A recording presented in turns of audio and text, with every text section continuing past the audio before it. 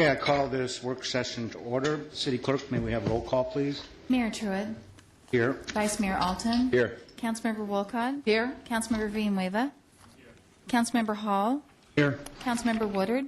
Here. Councilmember Williams. Here. Thank you. Thank you very much. We'll move to item number 1, which is call to the public. If there's anybody from the public that would like to speak on the agendized items in the workshop, please come forward. We have Bob Vukanovich.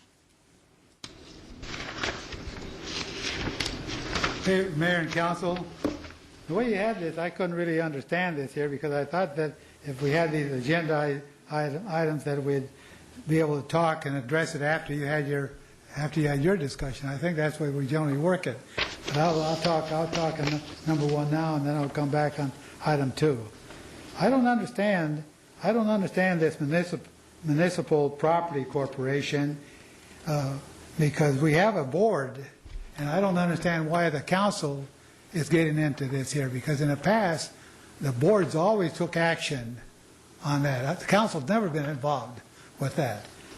And in case anybody here that's watching this tonight, if they want to find out where that property corporation is, Scott has MPC. You won't find that. You'll have to look at SMPC, because I had a hard time finding that myself. So you can find that on the website, SMPC. So I'm just wondering why you're holding it in the council meeting, unless you're going to change the program and you're going to take the corporation away from the board, and the council might be taking the issues with the board now, because that's our money machine.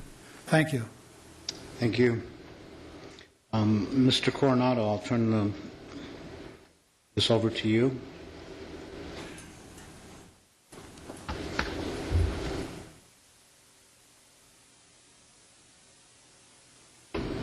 Thank you, Mayor and members of the council. I thought before we started our presentation here with our consultant and Mr. McCarty that I'd overview our process where we are today and where we actually started several months ago.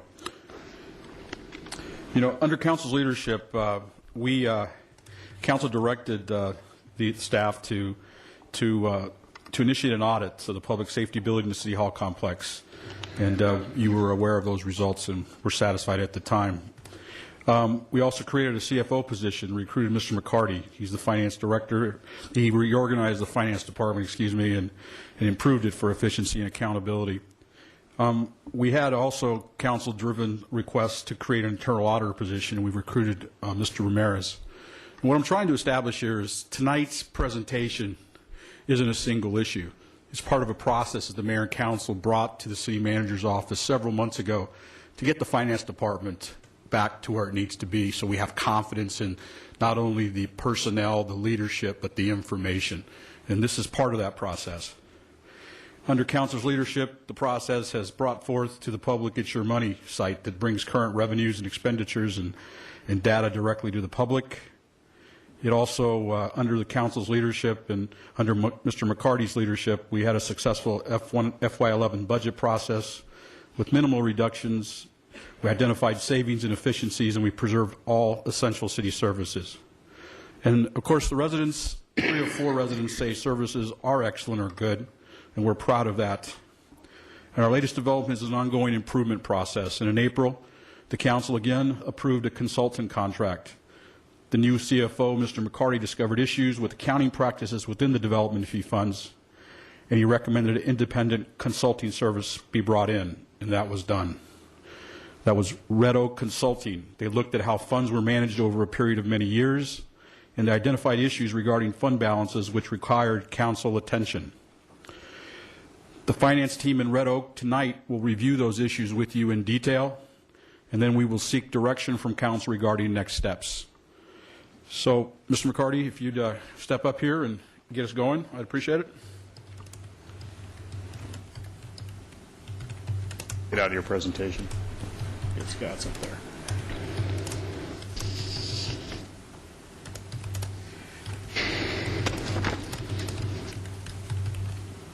There you go.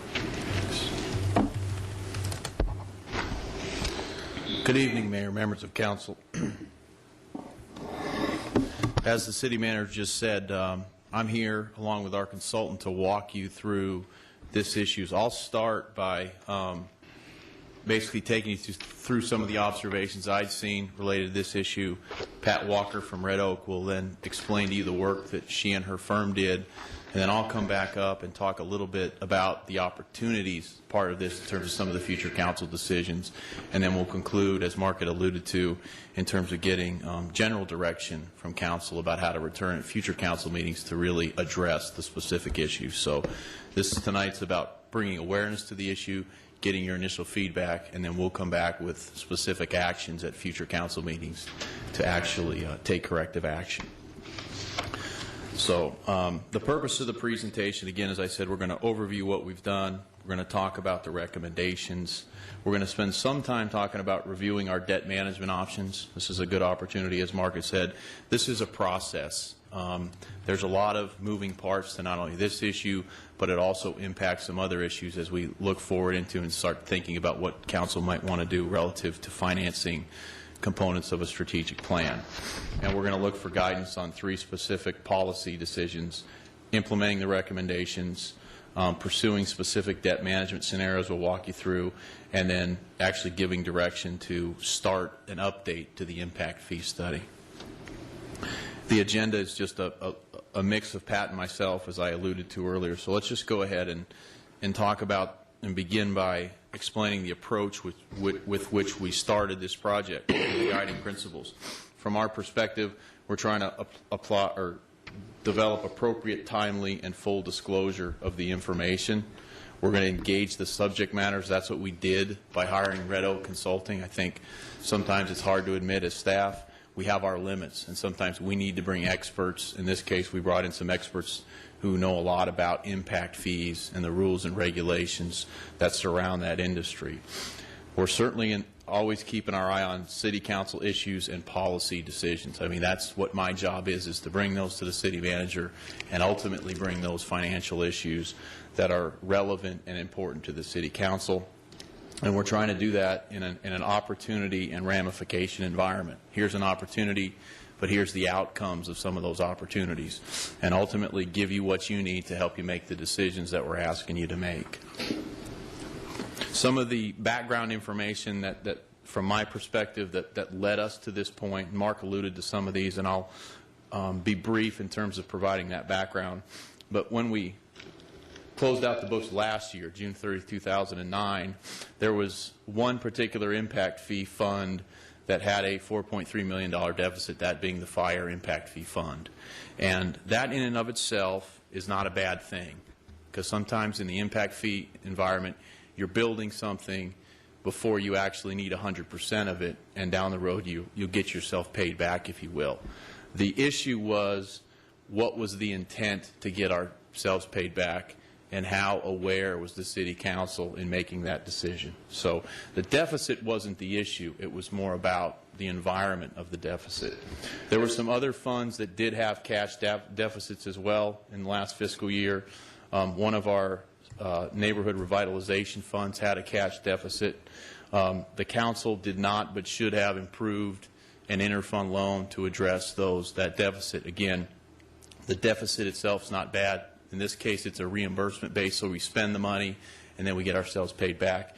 And at June 30th, we really just hadn't gotten ourselves paid back. But council needs to take formal action to sort of make a short-term loan and be aware of that situation. Some of just the general budget and accounting practices in this environment is use of the transfers instead of an interfund loan. Again, the interfund loan memorializes the fact that we intend to pay ourselves back. A transfer means we're basically just giving that money from one fund to another, and there's no future ramifications of paying itself back. That issue was brought up, as Mark alluded to earlier, in the first Larson-Allen report that was presented to council on December the 16th.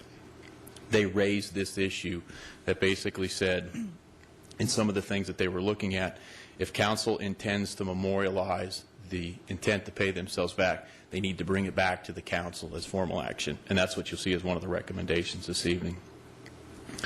And then just the general consensus that cash was paid for City Hall. And again, that's not a bad decision. That's not what we're here talking about. It's just a decision that in terms of it being memorialized and how it's reflected on our books, we want to make sure we're consistent doing that.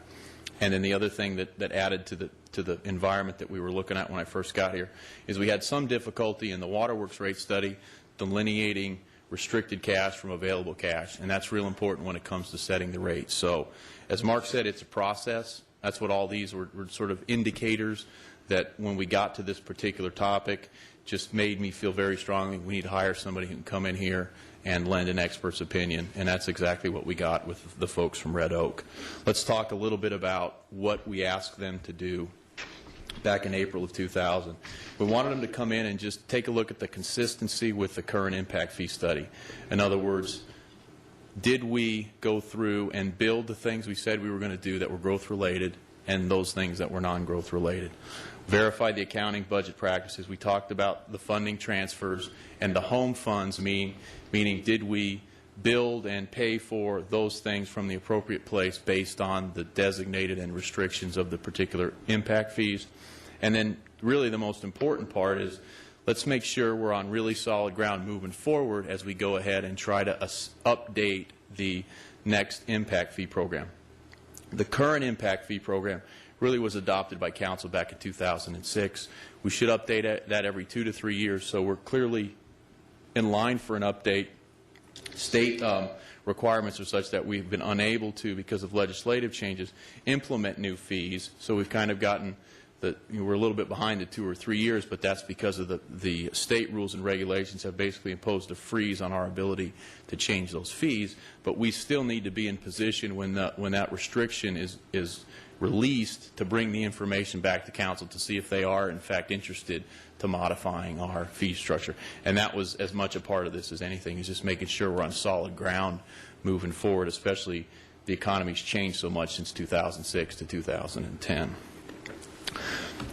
So that's what we asked Pat and Red Oak to come in and do. The scope of that work changed significantly once they got in and started doing the work. And I use the term here in the slides. It changed from a verification of what we were doing to doing a lot of reconstruction. And Pat's going to go into a lot of the details. But she had to go in for certain transactions, review those transactions back, in some cases, back to the year 2000. And as you'll see here in part of her presentation, she's proposing some significant correcting entries to, again, get all this on solid footing. And then to put it a little bit in perspective, and I think this is important to do because a lot of the things we're dealing with happened back in the 2000s. Back then when the city was, one of the fastest growing cities in the country, quite honestly, there was millions of dollars, and for the sake of discussion and point of reference, about $100 million was received in one-time revenues. And by one-time, we're talking about building permit fees, construction sales tax fees, regular sales tax fees that came into the organization. And I use the terminology on the slide here, good news, bad news. The good news is that we had it, and the bad news is that we had it. And I talked about earlier a little bit about the flow of money when it comes to an impact fee and building growth-related projects. Is it's okay to build something bigger than you needed today and get paid back in the future. But the bad news is part of what we had is we had this pot of money, and we could kind of take that pot of money and pay right now for that future capacity, and we didn't have to worry about pledging future development fees to pay ourselves back. And again, there's nothing wrong with that particular concept. It's just we want to make sure that we're clear with what Council's intent is and was relative to that strategy. And that's really what this is about. Is, as Pat went through this, some of that $100 million that could be used for non-growth related project was in fact used to cash fund growth related projects. And that needs to be reconciled with the growth pays for growth philosophy as well as the integrity of the impact fee program. Both of those are designed to say that in fact growth does pay for growth, and non-growth related revenues would not wind up paying for growth related projects. Continuing with the background and some of the examples, just to put these in real-world terms, City Hall was one such case. The total cost of this particular facility and some of the amenities around it was about $61 million. $35 million of that was cash funded. The police and fire headquarters, again, had a combination of cash and development fees, the recreation campus, and then some of the smaller capital projects in the 2000s, the traffic light system, utility lines, streetscapes, and the central plant. Pat will talk a little bit more about these in detail, but just so you give a perspective of the types of projects we're talking about. So what do we want to make sure we accomplished when we got through with this and brought this back to the City Council? We want to make sure we maintain the integrity of the impact fee program, identifying the corrections necessary to ensure that development fees have been and will be used to pay for growth-related projects already constructed. We want to accurately report the city's financial condition, obviously. We want to document the priorities and strategies of the current City Council. That's what we're going to conclude with tonight in terms of direction on those 3 policy issues. We want to ensure strategic debt management. And again, going back to the 2000s and the economy being different than it is now, you make decisions in that environment with growth kind of going along this continuum. We all know now that's not the case. We do have an opportunity to go back and tweak and remanage our debt strategies in a new environment, and we're going to talk about that as part of the presentation tonight. The point I want to make is just because you make a debt decision 5, 6 years ago, it doesn't mean you have to continue under that same philosophy. You can change and modify and refinance. And then lastly, we want to identify sources to fund non-growth expenses. Again, in my $100 million example, if we can put that money back into the organization through acknowledging these interfund loans, i.e. receivable, it provides an opportunity for the city. We can leverage that money into the future to build non-growth related projects, for example. So it changes the character of that from what it is now to basically become unrestricted one-time money as it originally was, and then the City Council can, as a matter of the budget process or a strategic plan, decide how best to spend that money. And that's really, I think, as we go forward from the staff's perspective, that's the opportunity part of this discussion that we want to make sure we bring to you and allow you to make the decision about how to do that. So with that, I'm going to turn it over to Pat, let her take you through the work that she did, and then I'll come back and we'll talk about the debt and we'll talk about getting direction on the policy decisions. Thank you, Mayor. Thank you, Scott. Mayor, members of the council, good evening. What I'd like to go through first is the project steps that we went through in this analysis. And the very first one that we did was project step 1, which we have the outcomes first, which was to identify the source to the... Use this one. Okay. There you go. Okay, there we go. Let me use this one. We wanted to, the scope of work is what's in parens there, to verify the 2000 through 2003 Municipal Property Corporation debt service payments, that they're being correctly allocated. And by that, what we mean is that whenever you issue bonds, there's always a debt service payment, like a home amortization that you have to pay back. And so if you sold $50 million worth of bonds, you have to look at what projects you use that bond proceeds for. So you say, okay, if police use this much for a project and fire use this much and so on, you then have to allocate the debt service amount on that. And one of the things that staff had asked is that, are we allocating it correctly? Well, in order to determine if you were or you weren't, the first thing we had to do was go in and examine all the projects within that bond fund to determine the amount of expenditures. What we quickly found out is that you had combined your 2000 bond proceeds, because you sold bonds in 2000, you turned around and refunded them in 2003, and then you sold bonds in 2007. They were all combined in one fund. You also had your debt service payments coming out of there, as well as your reserve funds. We'll get into that a little bit more. One of the other things, of the pieces that was in there, is your TSA funding, your Tourism and Sports Authority funding that had gone into that. There had been a variety of transfers in and out, and not some consistency with that, because sometimes money was transferred into the MPC, sometimes it was transferred out, whether it was a growth or non-growth related project, development fee type project. And as I mentioned, your debt service payments and your reserve funds. So what was the analysis we did? Well, we reviewed, like I mentioned, every project in the MPC fund from 2000 to 2010. We reconciled it to the general ledger. We actually got your financials and reconciled it back. We reviewed every single JE from 2000 to 2010. We looked at your refunding JEs, worked with your financial advisor, and had some discussions regarding that and the process behind it. and we created the revised allocation for the 2000-2003 debt service. So what were the findings? Well, the first thing we found was that you had a $3.4 million deficit in your 2000 MBC bond construction fund, and you were over by $4 million in your 2007 bond construction fund. So on the surface, it kind of netted itself out pretty much. So if by combining them all, staff may not have realized that there was a deficit in one or the other, but they were two distinct bond issues. So that's exactly why you shouldn't combine them together. The 2000 bond issue was for a variety of projects. The 2007 was for your wastewater treatment plant.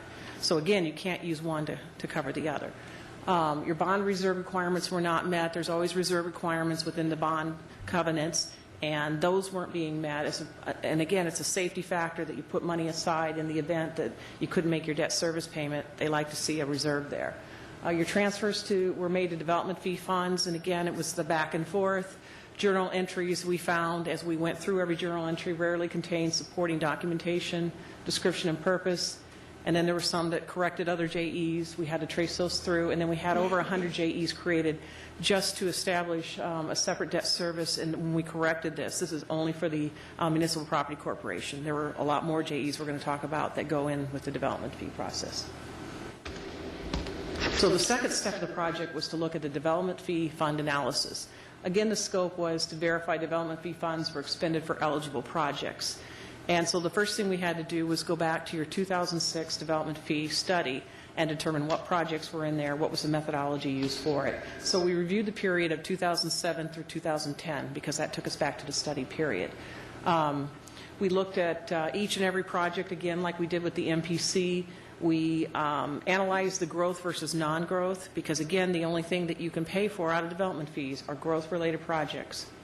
And then we reconciled what was expended in development fee funds versus what should have been, according to the study. So again, in our analysis, we found that there were numerous transfers from various funds into development fee funds, and the JEs moving funds and assets. In other words, an asset might have been expended in development fee fund and moved to operations fund and back and forth. But again, this goes with the scope of work that you'd requested that interfund transfers are correct and consistent with regulations associated with development fees, because there are state statutes, as Scott mentioned, about that. So what are development fees? Again, they're one-time fees assessed to new development, and again, it's our capacity to serve new development. And it is to recover the capital cost and associated with what projects or services you're providing to new residents. As we mentioned, there is a state statute that you need to follow on development fees. It's pretty strict. This is the one that was in place in 2006 when your fees were adopted, which it still stands, but it's even more so now in the state statute. But at the time, separate accounting and a report that has to be filed, a fee schedule. You have to show a reasonable relationship to the burden imposed. In other words, you can't put on the backs of growth a much higher service level than what you have today, or everybody has to share in it. You have to be non-discriminatory, and you have to look for any credits maybe for a developer. If they put in the infrastructure, they want to make sure they're not paying twice. These are some of the approaches that go into the methodology. Buy-in, which is backward-looking, looking at your assets today, and is there excess capacity that will serve new development. Incremental, which is forward-looking, look at your projects in the future that are going to serve growth, or maybe what we call a hybrid, a plan-based approach where you're looking at both ways as you develop the fees. So in our project evaluation, we summarized the historical activity. We went back to 2000, 2010, looked at all the activity that occurred.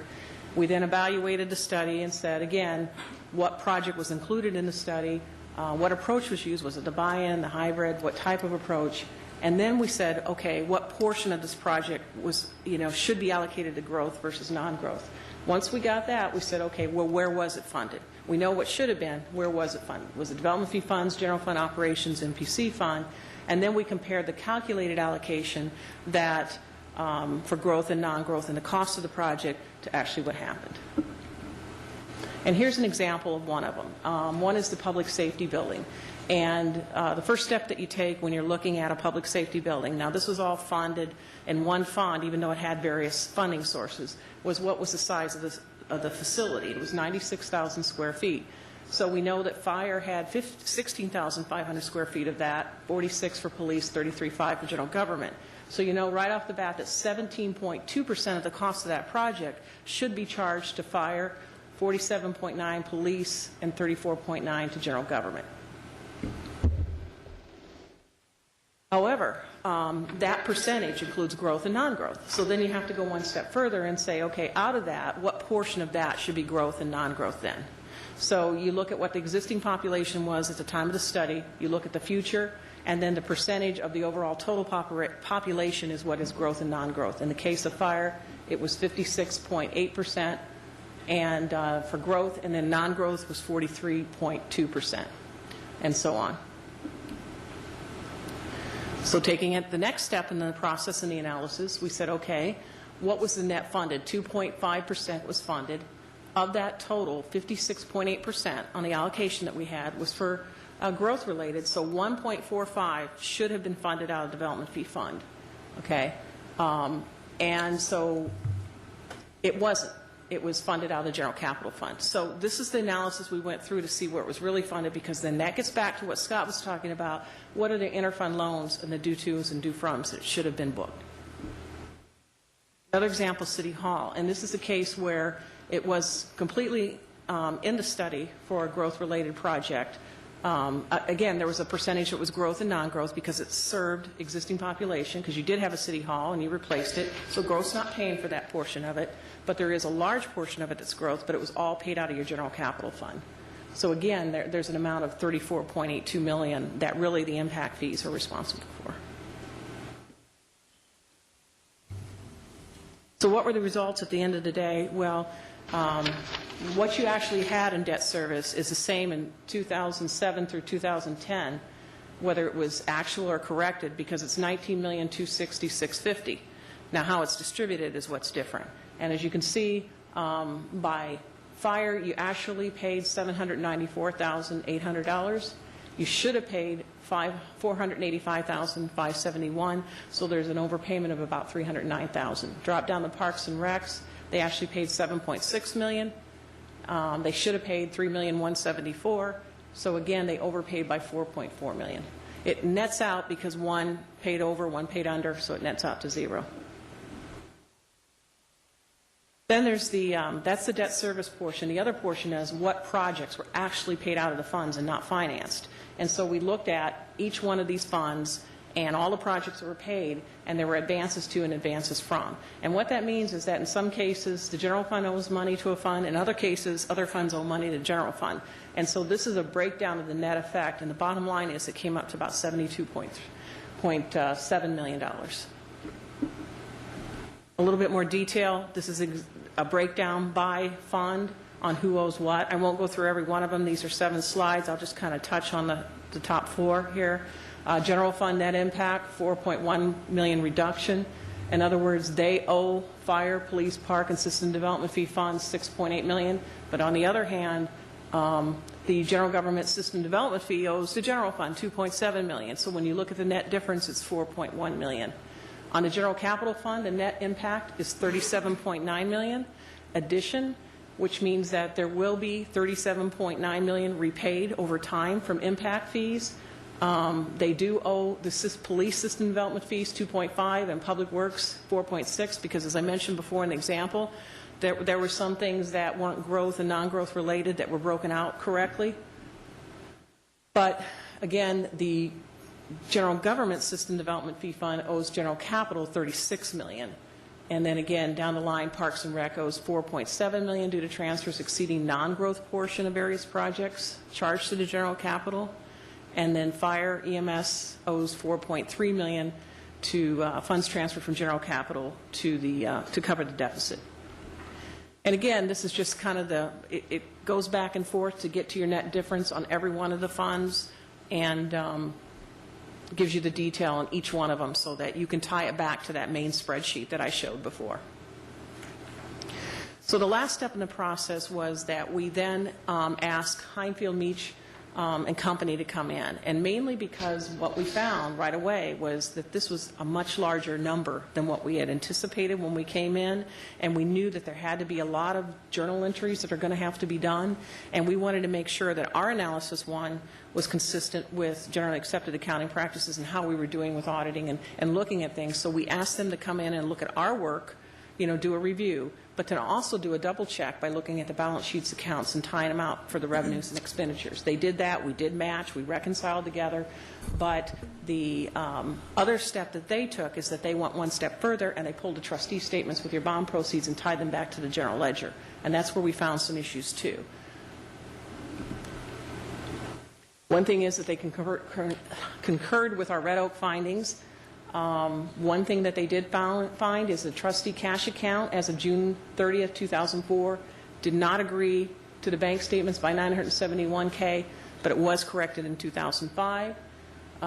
They also found that the city drew down $3.9 million from the 2007 bond issuance to cover shortfall in pooled operating cash.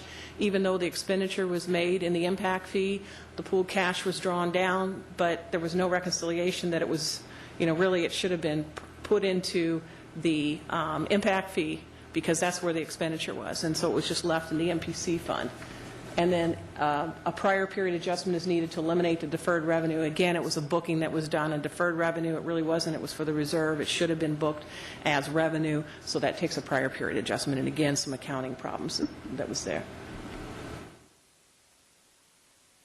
The other thing that they did was they reviewed the City of Surprise development fee model that we had created for interfund loan journal entries, and again, the net effect was the 72.8, and then they have provided journal entries, and I think there's over 500 journal entries that are going to have to be entered by staff on that. Some of the recommendations that came out both by Red Oak and by Heinfeld Meach is that journal entries should always contain good supporting data. You should be able to pick up a JE, anyone, at any time, and know exactly what it was for, what funds were impacted, why it was done, and then any backup, like council actions or anything associated with it, should be there.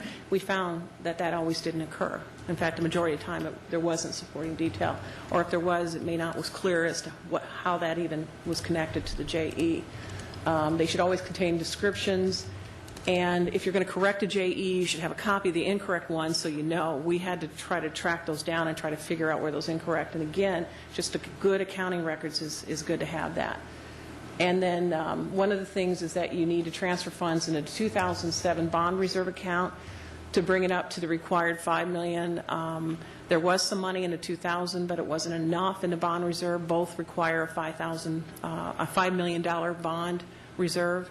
And so both those have to be brought up to that level to meet the bond covenants.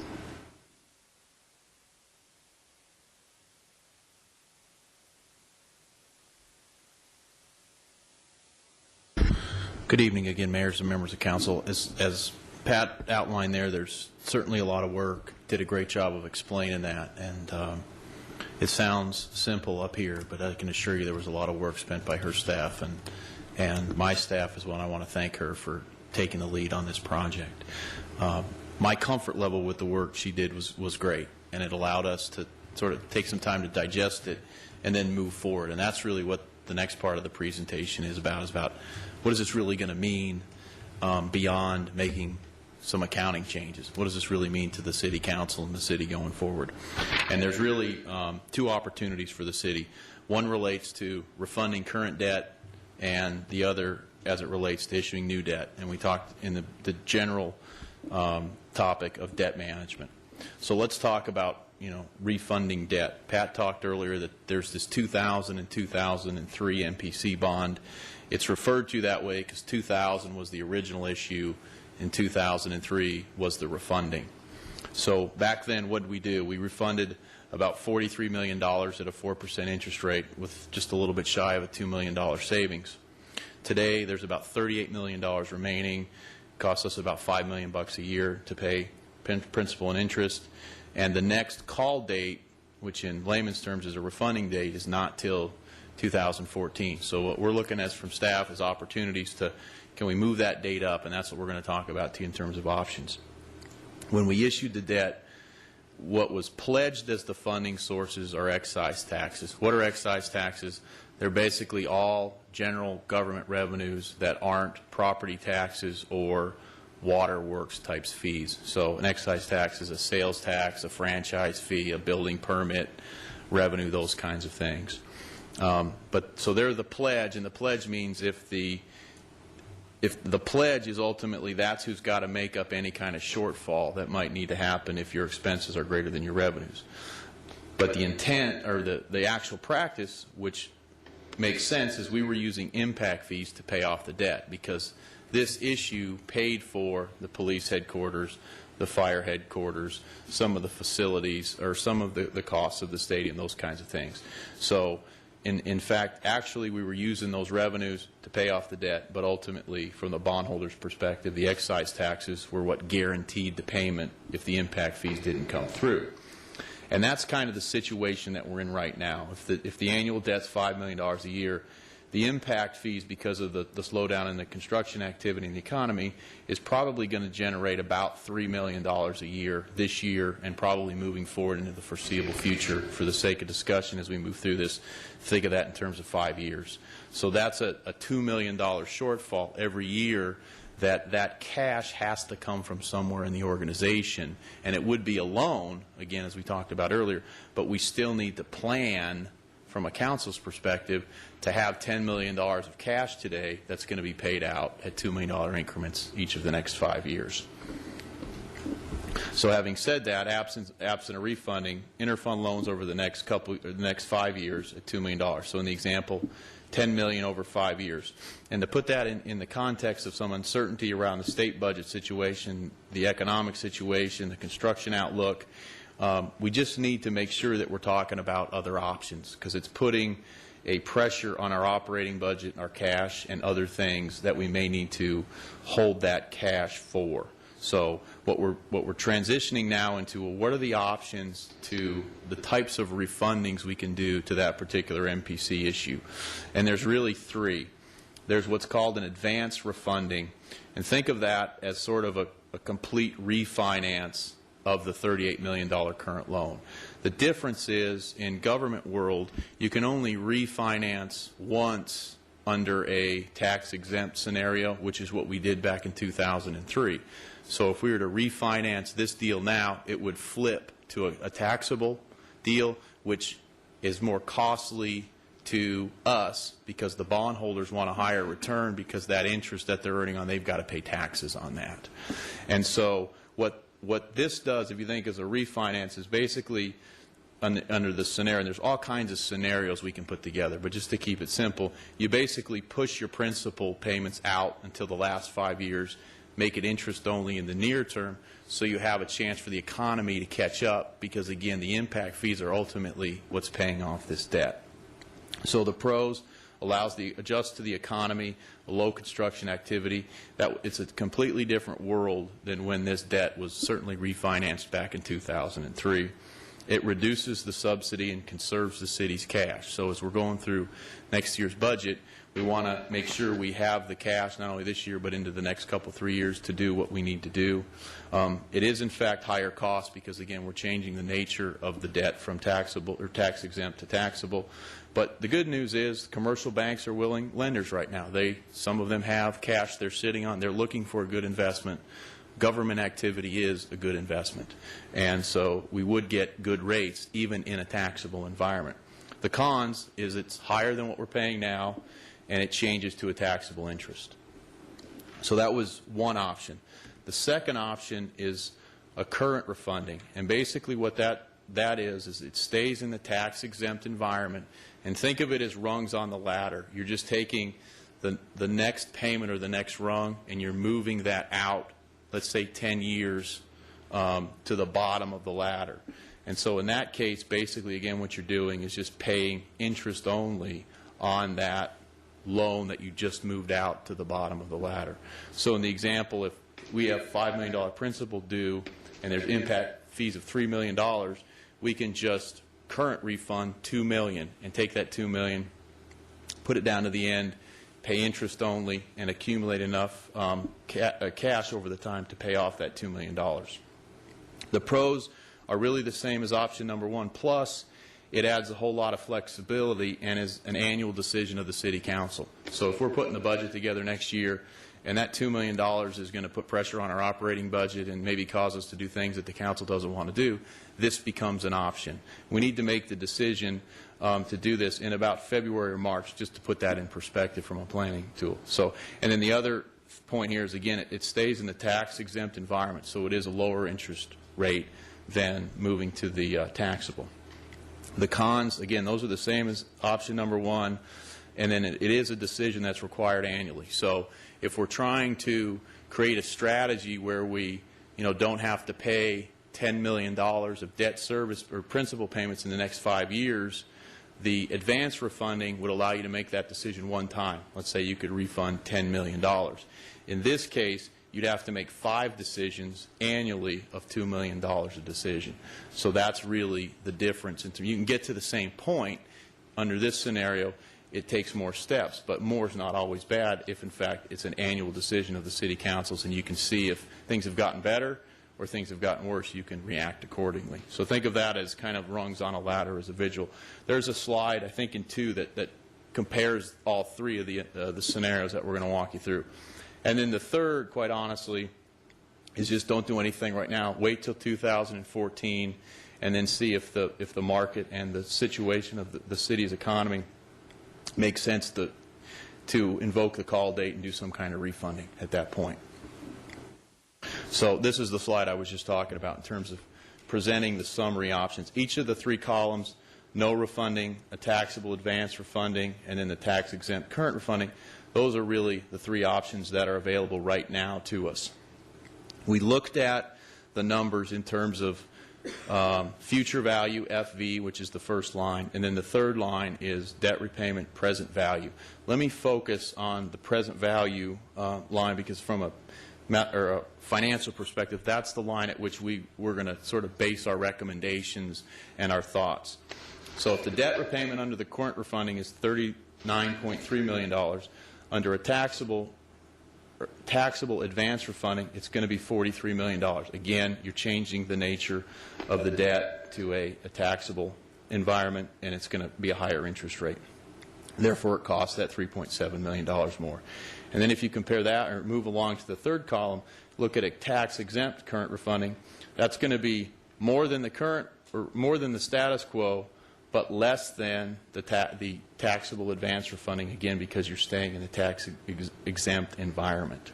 So from the perspective of staff, as we look at where we are here, it's important to remember, at a minimum, based on our projections, we're going to have to borrow money to pay off the $5 million a year. So the question is, where does it make the most sense to borrow the money? Do we borrow it internally as an interfund loan, so say the $10 million over the 5 years or $2 million a year, or do we go out to the market and borrow the money from the market?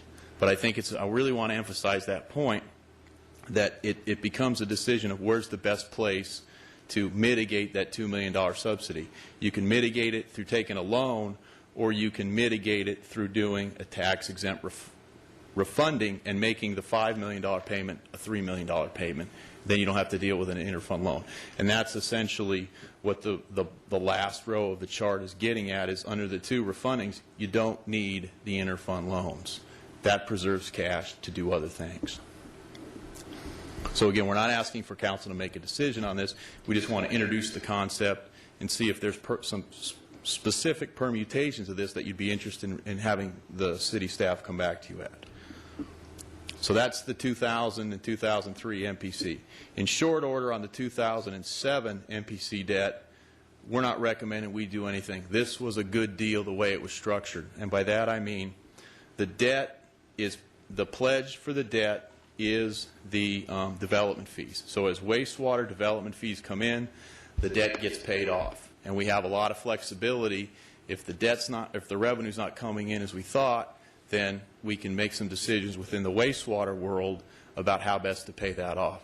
But this is a really good model of where we like to try to get the 2000 and 2003 to, which provides a lot of flexibility. Now, I don't want you to think, flexibility costs money. because you're going to pay a little bit of a higher interest rate. But again, you're foregoing some opportunity impacts that you may otherwise not have. So again, we're not recommending any kind of refunding here. We've looked at this, and this is really a good debt issue for its intended purpose, which was to build the second, I believe, wastewater treatment facility in the city. So then that logically gets us to the next question, and we talked about refunding. The next question is, can we issue new debt? Now that we're going to recommend to you that we create these receivables and we have some leverage on our books, how can we turn that into potentially new money in the organization that the City Council can do some things with strategically? So if Council's interested in that, here's the types of things we'd recommend. Issue it through the MPC with a debt structure similar to 2007. In other words, it has some flexibility based on the economy and what the construction world is doing. Tax exempt, pledge the excise taxes as the repayment pledge, but the actual payment would come from the impact fees. I've got a couple charts here that's going to map this out in a minute. And then back-end load the principal to allow for the economic recovery and stabilization, similar to what we have with 2003. So here's an example. If we were to go out to the market in the next 6 months, assuming market conditions stayed fairly simple, we get $25 million issue, about $1.2 million interest only till 2021, and then about the $6 million payment for the final 5 years at about 4.7%. So we just put this in here for perspective for the City Council to put in the context of, if we're talking about new issue, what does that do to our financial situation relative to these interfund loans that we're recommending be created. So here visually is sort of, there's two different approaches here, and then the next slide kind of summarizes what we're doing. If you look at the top, the city's historical approach, this is what Pat spent her time talking about.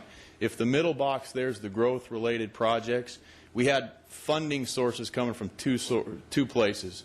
One on the far right was the development fees, and the left was the general one-time CIP monies. And I have the word transfer above that. Okay, that's what we did to build fire headquarters, police headquarters, and part of the stadium as it related to the 2003 MPC, as well as some other things, projects like City Hall. The traditional approach would have been, if you had growth-related projects, you bring in your development fees, and whatever that delta was, issue bonds for that amount, and then use future development fees to pay off the debt. So that I just labeled that as the traditional model. And so what we're trying to do is get you from the current model to the traditional model, and that's reflected on the next slide. So we've eliminated the transfer, replaced that with an interfund loan. We've said build some new growth projects in the middle box. In the far right box on the low side or the right-hand corner, issue bonds for the non-growth related projects, and then the same theory, take the development fees, future development fees, and use them to pay back that particular bond issue. So that's where the recommendation would be, if council's interested in taking leveraging the interfund loans and turning those into near-term cash, mechanically, this is what you'd be trying to do. So some of the decisions to think about is what's the amount? I mean, that's the most important. And that's the balance between what we can afford, i.e. the development fees that will come in, against specifically what do we need? What do we need the money for? In this kind of market, it doesn't make financial sense to issue more money than you're going to spend in the next 2 or 3 or 4 or 5 years. So if we can get a sense from the city councils, they go through their strategic plan, and then there's some money to spend, then I think it makes sense to come back and look at that in the context of, well, we need $15 million to do X. This might be a good model to see if there's a funding option there. 10 to 15 years payback with a commercial bank. Again, the commercial bank lending environment is really favorable right now. Back-end load it so we don't get tripped up by the economy. Let's let the economy come back, and as the economy comes back, we'll pay more. We'll pay the debt off a little bit sooner. That's what we mean by targeted call provisions. And then the other thing to consider is, if we're going to do a refunding on the 2003, consider that with a new issue. We pick up economies of scale, bond issue costs, lawyer costs, financial advisor costs, gets rolled into one big package, and it becomes a little bit cheaper per se through the economies of scale. So again, just things to think about with the new debt. So tonight, Mr. Mayor, what we're really trying to bring all this to a head to is there's really three things we want feedback from council on so we can go forward and take the necessary future steps. First is to direct staff to prepare the recommended journal entries, budget adjustments, and interfund loans for the City Council ratification at the December 8th meeting. Now, maybe that should be December 9th as I'm standing up here, but it is, sorry for that. Should be the December 9th. And we use the term ratification because we're in the process of preparing the CAFR, our annual financial report now. If we waited to then to do it, we'd have some problems about making the timeline to get that distributed. So what we're asking is allow staff to do that now, come back on the 9th, and ratify and confirm all the work that Pat has done. And if you really go back to that one slide where she summarized everything, that's essentially what we're asking you to do. The second... Scott, could you say what the CAFR is? The CAFR is our comprehensive annual financial report, our year-end report, which we're in the process of preparing right now. And Scott, do you prefer to just go through all the... Let me go through them all, then I'll kick it back to you. And Okay. Perfect. Thank you. The second one is to direct staff to further pursue either the MPC debt refunding for the 2000-2003 and potential new issue scenarios under the guidelines that we've kind of talked about. At this point, if council's interested in entertaining a refunding, the staff recommendation would be to really focus on the current refunding, which is the latter approach. And we can come back again with all different kinds of scenarios about how much debt we move from different places, and really have an in-depth conversation about that once we know if there's council interest in that. And then the third one, which is again was part of the reason we reached out to Red Oak to begin with, is direct staff to enter into a contract with them to begin the process of updating the impact fee study. Impact fees from the state legislator perspective are frozen until July 1st of 2012. And what we were asking council to do is allow us the time to go back, update our 2006 study, frame some policy questions for you, and allow us the time to really bring you back a comprehensive, updated impact fee program in kind of the economy that we expect to see in the next 5 to 10 years. So, Mr. Mayor, those are the three things we'd like your direction on. Pat and I, as well as other staff, are here to answer your questions as you go through your conversations. So thank you. Thank you. Maybe we can just start, council, start maybe with number one and see if there's any questions, thoughts, suggestions on. Could we have that up on the screen, maybe? This? Where? Oh, okay. Thank you. So, Mr. Hall. Thank you, Mayor. Scott, I really appreciate all the work you've done and your staff and what Red Oak has done. It's really, I know it's a lot of work, and it's very complicated, and so I'm glad we have your skill level in this city. I would say, from my perspective, prepare the recommended journal entries, the budget adjustments, and the interfund loans for the City Council ratification at December 8th meeting. 9th meeting, December 9th. Does anybody have any real objections to that? I think we should discuss a little bit more. Mr. Alston? Yes. Are you done, Skip? Yes. Okay. You know, having been a banker, I always felt that there was an elephant in the room when we came into this, when we came into office. And if you all remember, I believe it was John Williams, myself, and Mr. Lynn Truitt, and not Skip, and Roy. The second meeting into our taking over the office, I requested an audit. And you know, we could have solved this problem 3 years ago. We wouldn't have to be facing it tonight. And part of that audit procedure was, I thank you for hiring an internal auditor. I have spoken to the city manager regarding this, and I would like to see a dotted line to the council that we receive updates from an internal auditor monthly, quarterly, just to let us know that he's looking to make sure everything's fine. This has been going on for 10 years, the interfund transfers. and without documentation. It's been going on for 10 years. We've had probably 4 or 5 city managers that all was hoping that the economy would pick up and this would never become an issue. And so I think that we've learned our lesson. You've done a great job of uncovering some things that we always had kind of a suspicion that there was some stuff out there that should be corrected. We didn't lose any money, correct? Correct. I think that's all the money is a point there. worth emphasizing. It was just poor accounting and poor management and poor oversight. Do you agree to that in the past? I mean, everybody's asked me, what am I going to say when that question comes up? I think you've got to look at the context of the organization at that point, and we didn't, go back and look for fault and look for specific people's roles.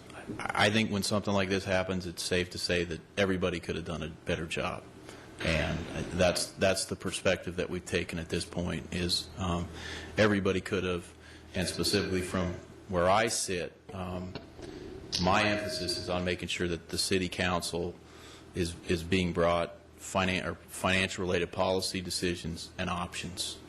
And I think had that been done, this issue would have been found a little bit earlier. Do you feel confident and comfortable going forward that this will never happen again under your jurisdiction, and that we will have processes in place that this never could happen again? This being relative to this particular issue, yeah, I'm comfortable with that. I'm comfortable with that, and I think the concluding part of that statement will come when, under the assumption that we are allowed to do so, come back to you with the updated impact fee study. I think then you'll have a much clearer understanding of what that should not only look like, but how it should be reviewed and tracked, if you will, on an annual basis. So I'm comfortable that we've gotten to the bottom of this particular issue, and when we're done with the update, we'll absolutely be on the right track. And in closing, I think it is proper management is that we extend the debt out as far as we can at this particular moment. And so I like, too, the ladder approach that Mr. Hall had brought up. Until such time as the activity comes back into the city, then it should be our utmost concern is to paying off that debt as quickly as possible. Going forward, I think that we're not going to have blinders on. We are going to be reviewing everything possible that we can from the finance department and from the financials that we receive from you, and we will be asking questions, not to upset you or put you on edge. It is our responsibility. And if we don't ever receive this information, then how are we supposed to make a decision and tell our citizens that everything is just fine? This is a step. This is a strong step. I admire your experience level to bring this out, and look forward to working with you in the future. Thank you. Mr. Williams? Thank you, Mayor. Are we still on number 1? Yeah. I concur with Councilmember Hall with number 1. I did have just 2 questions, and one you kind of clarified it in the presentation. I mean, just going through this and listening, why did this go unnoticed for so long? It just seemed like these were accounting practices. We're cleaning them up. That just seems evident. It's unfortunate that it took this long, but I praise you and everyone sitting in this room to take care of this now.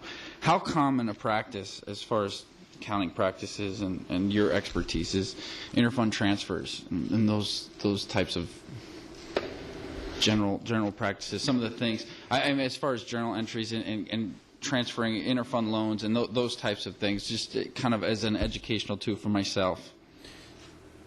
Mr. Mayor, members of council, Councilmember Williams, in a growing environment like you had, interfund loans are common, especially when you have a development impact fee program and you're using that money to build a lot of new things. If you were in a older, more established community and you had interfund loans, I think that's more of a sign of a systemic problem, in the fund that constantly needs a loan, and you're not adding 15,000 people a year, those kinds of, that's a systemic problem that would be a concern. And so, borrowing money is not a four-letter bad word always. In some cases, it would be. So I would be honest with you, if you're taking interfund loans to balance your general fund, that's not a good place to be. If you're using interfund loans to build a new fire headquarters, on the surface, that's a policy decision in lieu of going to the market and getting external money. So it's a case by case, but it should put up a red flag, and that red flag should then be explained that, hey, I understand this. This is our strategy and why the fund's in a deficit position. Here's our strategy to get it back to zero. Okay. And just in regards, Mayor, in regards to number one, this might be something that becomes somewhat of a common practice for us, just to hold us accountable to taxpayer money, just ratifying some of these ledgers and some of these loans that go on, that we to avoid micromanagement, but just to hold us accountable and to ensure that these types of things don't occur in the future. Thank you. Mr. Woodard. I would agree with the other two that we instruct staff to go ahead and make those entries, and then we ratify them at the December 9th meeting. I have a question or two, though, Scott. We have heard, and just this year, we actually, I think, received a report from Cityscape from 2007, but I think it's generally accepted by the council and the accounting department that we have some deficiencies in our accounting system, software, and the procedures that we have there. I would like to see that, or the question is, would any of that assisted or helped create the problem that we're dealing with today, the fact that we had an inadequate system for our city and the functions that we were doing and the transactions we were making? Councilmember Woodard, you're referring to the actual technology that we're using to maintain our books. That didn't have an impact in this particular situation. This was more what that system was being told to do, not what it was able to do. So this was more about strategy and policy and management's decision than it was how the transaction was or wasn't recorded. Okay, so this was personal decisions that were made. This was about policy decisions and strategic decisions, not about a computer stored away in the back room that we used to process the numbers. All right, thank you. Ms. Woolcott. Thank you, Mr. Mayor. I too want to join in thanking you for all the hard work, and you and your entire team of your staff as well as our consulting staff. I really appreciate all the hard work you've done. You've done a remarkable job in educating all of us about some of the problems that we've faced and that we've been dealing with, but unaware of the real details. And so it really it puts a lot of perspective in a lot of things that some of us have been thinking for a while. But I want to get back to one of the things that you mentioned was that you wanted to find out if the council was really clear on their intent to a growth pays strategy, a growth pays for itself strategy. And when I look at what we've been through and what the city has been through and how these fund transfers have occurred, it doesn't appear to me that the council knew what growth pays meant. And do we have any kind of narrative through the minutes or any kind of documentation that they were clearly understanding what growth pays means? Do you have any idea of that? Let me respond to that in a couple of forms. The first is to directly answer your question. As part of this process, staff went back and we looked at budget retreat minutes, certain city council minutes. We looked at documents, the budget, the CAFR. And I've never seen any evidence that presentation such as this was made to the city council.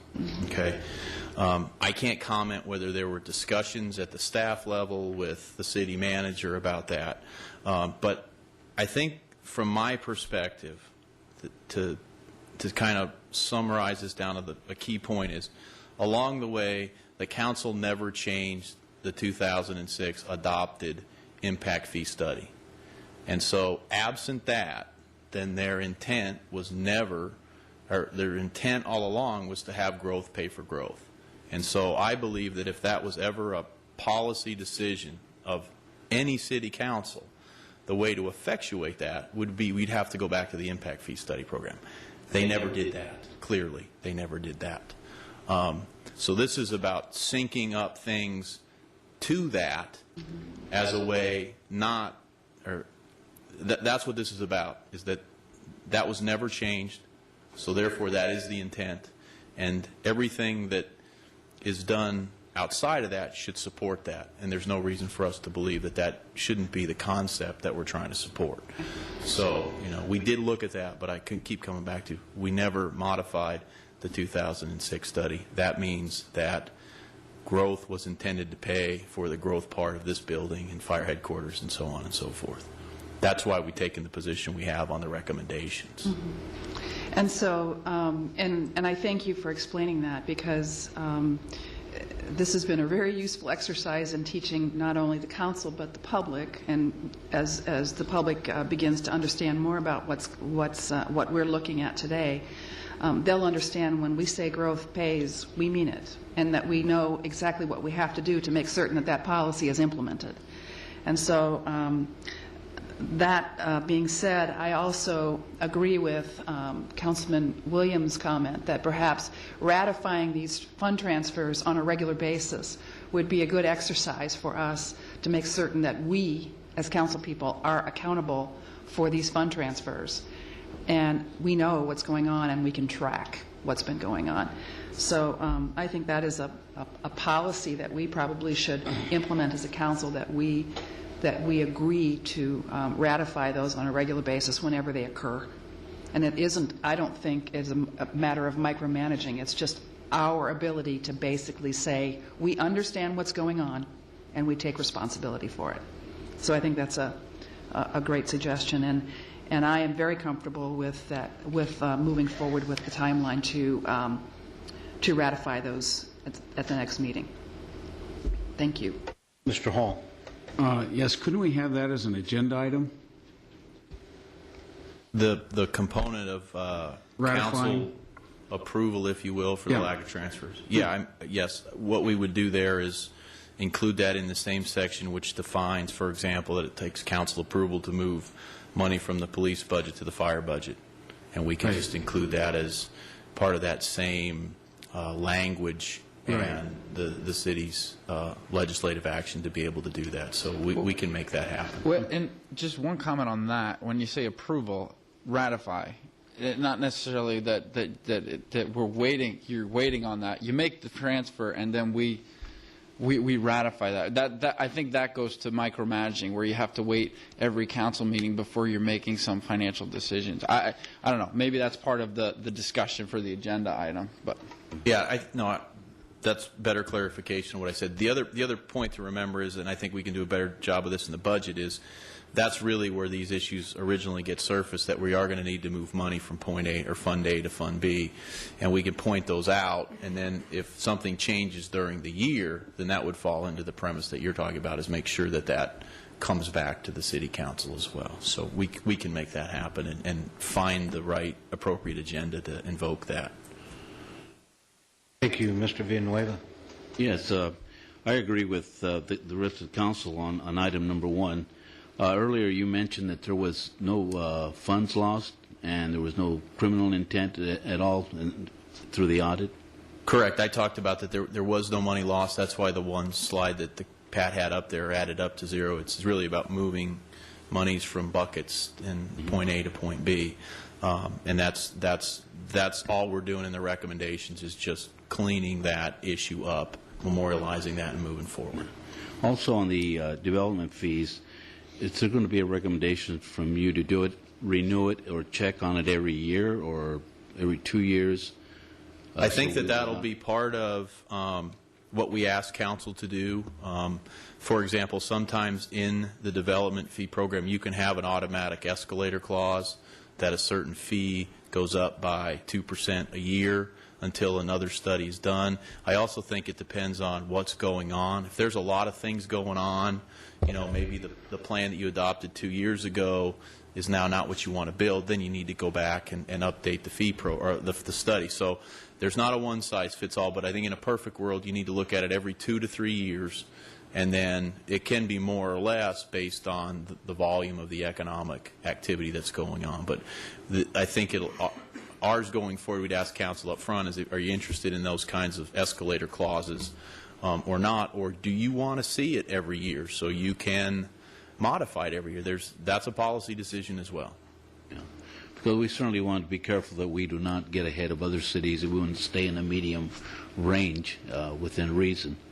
And also, I agree with Richard here that the auditor that we have hired would give us a report whether it's every month or every quarterly. We could appreciate that. Charlton.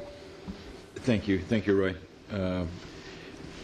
It's not to take anything away from you or your credibility. It is another set of eyes for us. By having a dotted line, this person having a dotted line to us, that it reports to us, is obligated to report to us on what they're finding, what they're looking at, how things are looking, that kind of stuff. Now, they also have a line to you. I don't know how you're going to work that out with HR or with the city manager, but this is like a board of directors of a corporation. And all corporations, all boards have an external auditor or an auditor that reports directly to them. It's not saying they're taking away from you as a staff member. It just gives us another set of eyes. So that's for a discussion for a later time, and I'm sure, Mark, that you can work that out. Thank you. Thank you for everything that you've done. It's exactly what council has asked for, and I think we all have expressed appreciation. Do you believe that you have some sense of direction for item number 1? Yes, Mayor, we do. Thank you. Okay. Do you believe you have a sense of direction for item number 2? I heard sprinkled among the conversation some general support for coming back with a laddering approach in the context of looking at next year's financial projections and what kind of pressure an internal loan might put on the organization. And once we can get a feel for that, then bring that issue back and have council revisit that as really one of the first steps of next year's budget process. Thank you, Mr. Hall. Thank you, Mayor.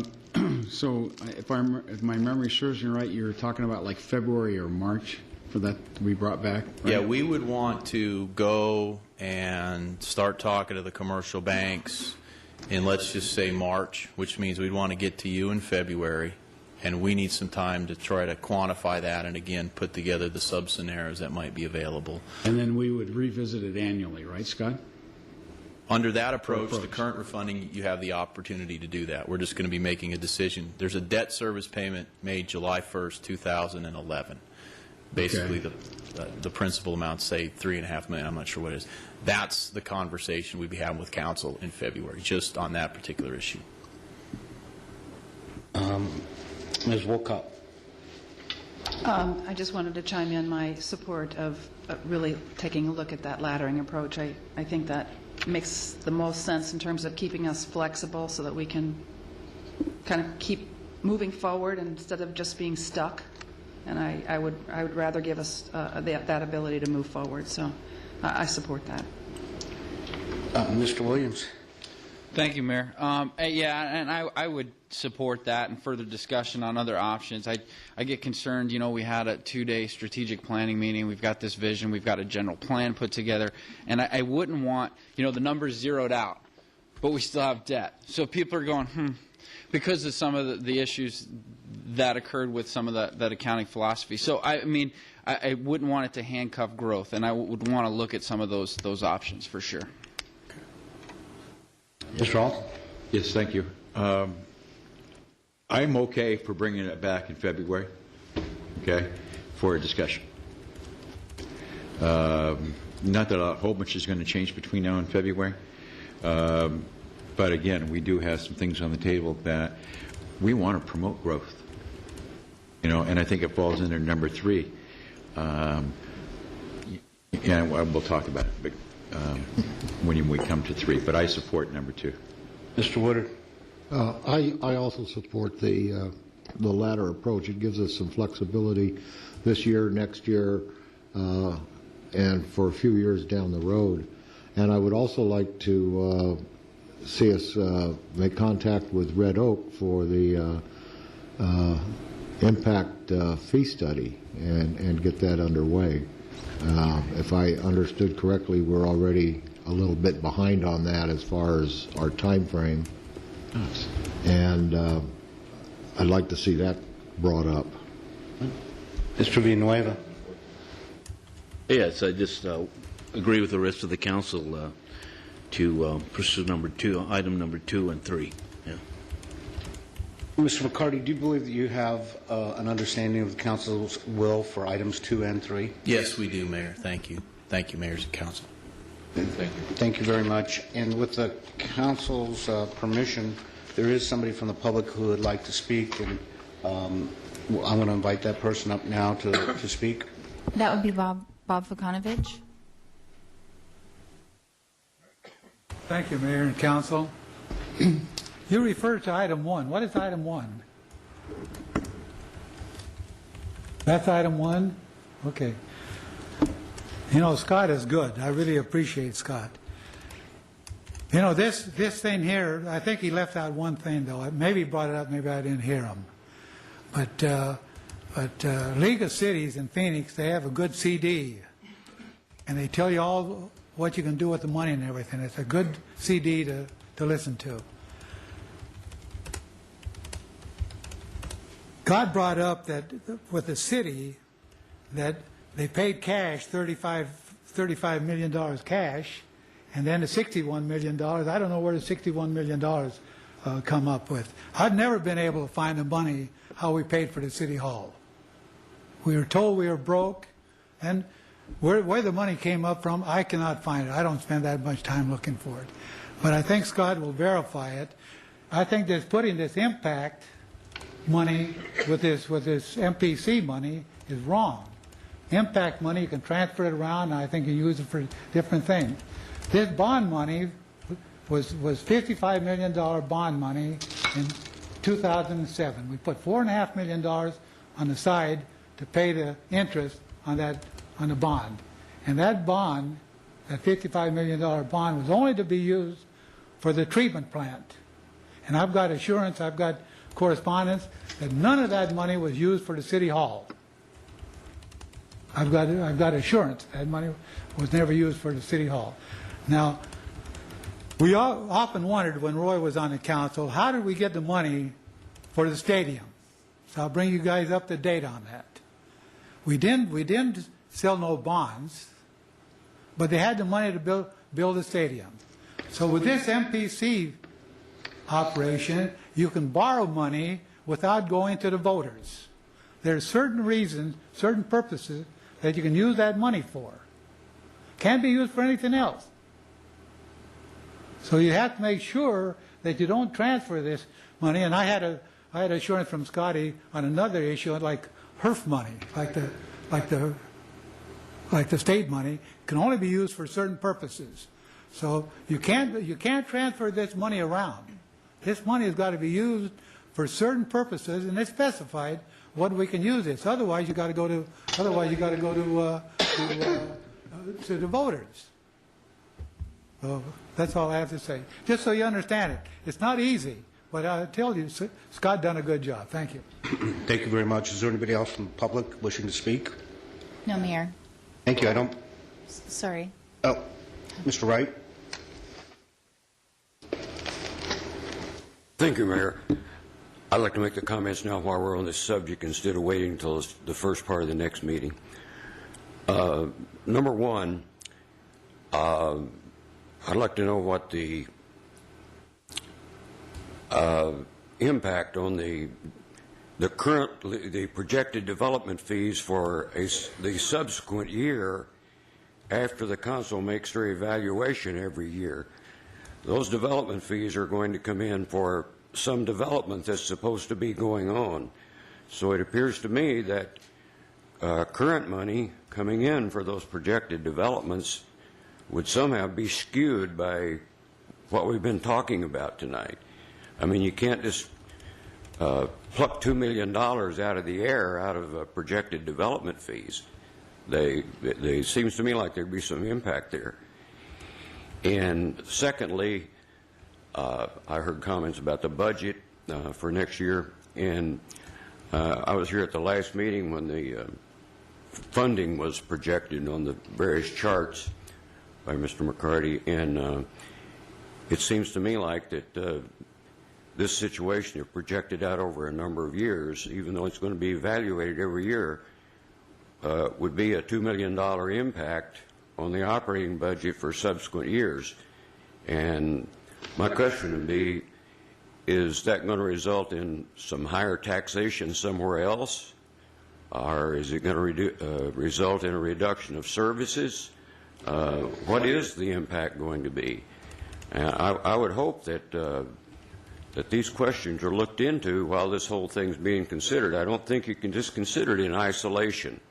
I think there's some interrelationships here that need to be looked at. Thanks very much. Thank you very much. Is there anybody else from the public wishing to speak on this item? Seeing no one, I close the call to the public. I don't believe that there's any need for executive session. Therefore, this meeting is adjourned.